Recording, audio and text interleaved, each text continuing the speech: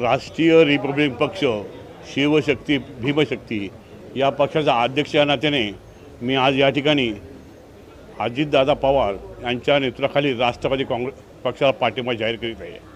आम्ही या ठिकाणी दादांनाच पाठिंबा का व्यक्त केला,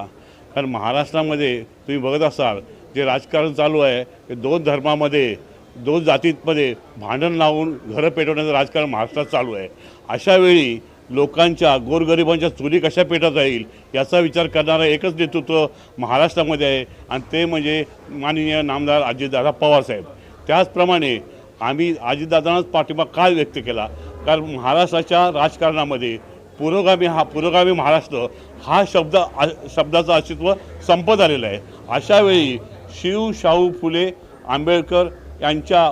पुरोगामी महाराष्ट्र हा शब्द फक्त अजितदादाच वापरतात, इतर कोणत्याही नेत्याच्या तोडून पुरोगामी महाराष्ट्र हा शब्द येत नाही, शाहू फुले आंबेडकर हा शब्द येत नाही। म्हणून आम्ही पुरोगामी विचारांच्या दादांच्या पाठीशी उभं राहण्याचं ठरवलं आहे व दादांच्या नेतृत्वाखाली जे काही उमेदवार मुंबई महानगरपालिकेतच नव्हे तर महाराष्ट्रात जे काही उमेदवार उभे आहेत त्या प्रत्येक उमेदवारांच्या पाठीशी आम्ही ठामपणे उभे राहून त्या उमेदवारांना निवडून आणण्याचा प्रयत्न करू अशी मी या ठिकाणी ग्वाही